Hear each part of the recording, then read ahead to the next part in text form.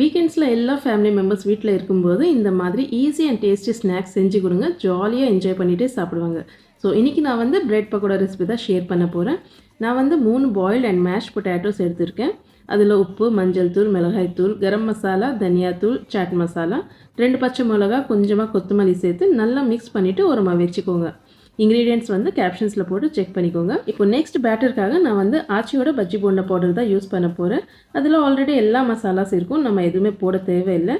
நான் வந்து ஒரு 1/2 டீஸ்பூன் ஓமம் மட்டும் ஆட் பண்ணுறேன். நீங்கள் வெறும் பிளெயினாக கடலை மாவு எடுக்கிறீங்கன்னா அதில் உப்பு, மஞ்சள் தூள், மிளகாய் தூள், கொஞ்சமாக பெருங்காயம் அண்ட் ஒரு பிஞ்ச் அளவுக்கு பேக்கிங் சோடா ஆட் பண்ணிக்கோங்க. கொஞ்சம் கொஞ்சமாக தண்ணி போட்டு ஒரு ஃப்ளோயிங் கன்சிஸ்டன்சி மாதிரி மிக்ஸ் பண்ணி வச்சுக்கோங்க. ரொம்ப தண்ணி மாதிரி மிக்ஸ் பண்ணாதீங்க, இல்லைன்னா பேட்டர் நல்லா கோட் ஆகாது. நெக்ஸ்ட் வந்து ஸ்டஃபிங் பண்ணிக்கலாம். ஒரு பிரெட் ஸ்லைஸ் மேலே பொட்டேட்டோ மிக்சர் நல்லா தாராளமாக வச்சுட்டு இன்னொரு பிரெட் வச்சுட்டு நல்லா ப்ரெஸ் பண்ணிட்டு நடுவில் கட் பண்ணிக்கோங்க. இந்த மாதிரி ட்ரையாங்கிள் ஷேப்ஸில். ஸோ எல்லா பிரெட்ஸ் இதே மாதிரி நான் ஸ்டஃப் பண்ணி வச்சுட்டேன்.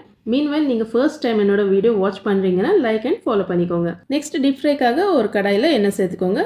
எண்ணெய் சூடானதும் நம்ம ப்ரிப்பேர் பண்ண பிரெட் பேட்டரில் டிப் பண்ணிவிட்டு எல்லா சைட்ஸ் நல்லா கோட் பண்ணிவிட்டு ஆயிலில் சேர்த்து மீடியம் ஃப்ளேமில் ஒரு 2 மினிட்ஸ் ஃப்ரை ஆனதுக்கப்புறமா ஃப்ளிப் பண்ணிக்கோங்க. நல்ல கலர் வர மாதிரி ஃப்ரை பண்ணிவிட்டு எடுத்துக்கோங்க. ஸோ அதே மாதிரி செகண்ட் பேட்சும் நான் ஃப்ரை பண்ணிட்டேன். And that's it.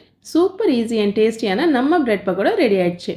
இது நீங்கள் க்ரீன் சட்னியில் இல்லைன்னா டொமேட்டோ கெச்சப்பில் கூட டிப் பண்ணி என்ஜாய் பண்ணலாம். டீ டைமில் இந்த மாதிரி சுட செஞ்சு சாப்பிட்டிங்கன்னா சூப்பராக இருக்கும்.